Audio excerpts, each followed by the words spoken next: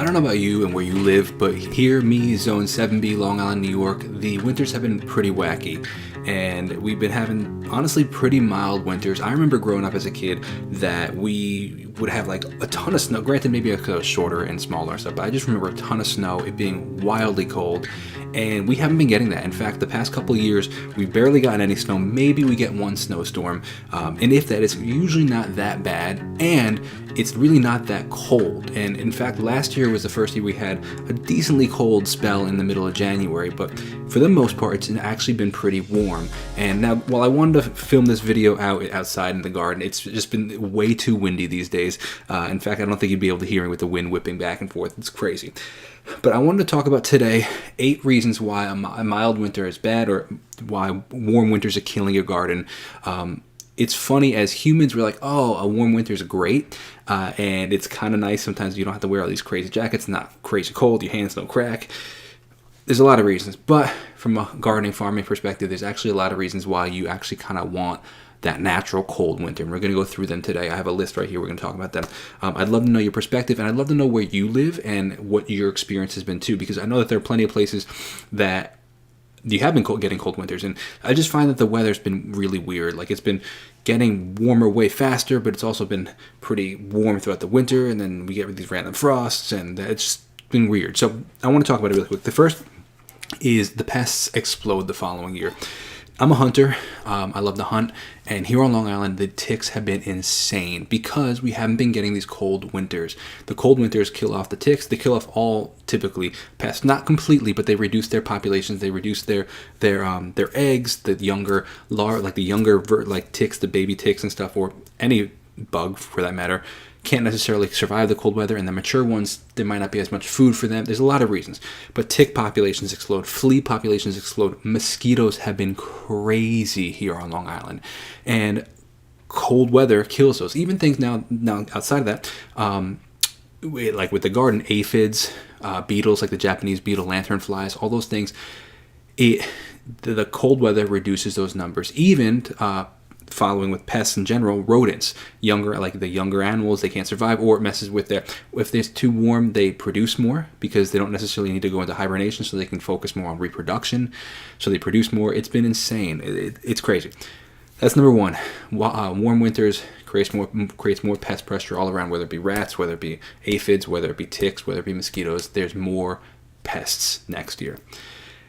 The second is more plant diseases survive. So whether it be tomato blight, whether it be powdery mildew, whether it be rust on the trees, the cold weather helps reset those things and helps prevent them from either starting earlier, because sometimes it doesn't destroy it. And again, diseases have been around forever, but it helps wipe them out a little bit. In fact, I was just talking to one of the farmers at my farmer's market, and he was saying, he's like, I actually don't mind a cold winter because, and this is going to go into the next one actually, it helps a lot. A lot of these plants sometimes actually like it, but also it keeps things healthier. It's just a natural thing that the way God designed things, it's the way it was supposed to be. Let's go into this third one. Worse fruit harvests. This is interesting. You'd think, oh, we actually want warmer weather because it helps with the plants that, for example, the apple trees produce better, maybe because they can start earlier, they can get more fruit. It's actually the opposite. A lot of fruit trees like apples, peaches, pears, plums, cherries, they all require a certain amount of what they call chill hours, which is a certain hours under the 45 degrees. If you don't get that, you don't totally reach that. Essentially, they don't go into the proper dormancy. They call it an incomplete dormancy. And therefore, it results in things like poor bloom, weakening pollination, smaller fruit, and less fruit. And it increases their susceptibility to diseases. So I found that really interesting, that you would think that they would just, for example, like even just almost like overwintering some peppers and stuff. You think, oh, you want them, they'll just be stronger next year, but it's not the case. It just, they actually require that dormancy to be stronger. It's kind of like sleep. Either less sleep. If you don't get enough sleep, you're kind of shot the next day. If these trees and plants don't get enough dormant time off, essentially, just like chickens stop producing for a little, they don't produce as well in the future. Number 4 is we kind of started it earlier with the pests in general, like the rodents and stuff. But number 4 is rodent and predator pressure. More rats, more mice, more squirrels, more possums, more raccoons, because they all stay highly active. There's food available because the foliage and stuff hasn't died. They don't have to go into not necessarily hibernation, but they don't have to conserve as much energy because it's not as cold. So that when it's cold, they conserve energy. They don't move around as much.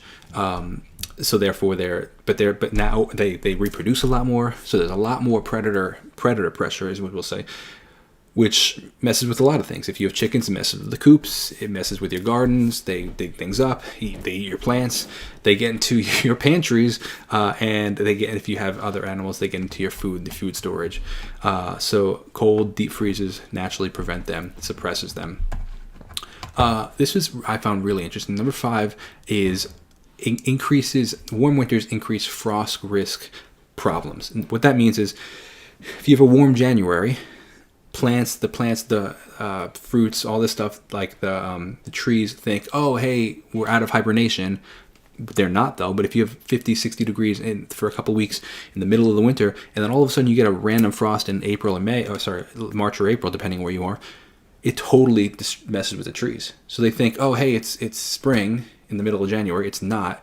And then they get this random frost, and then it kills those buds, and then it slows things. It just they bud too early, which I thought was really, really, really interesting. So it confuses them. They get all jacked up.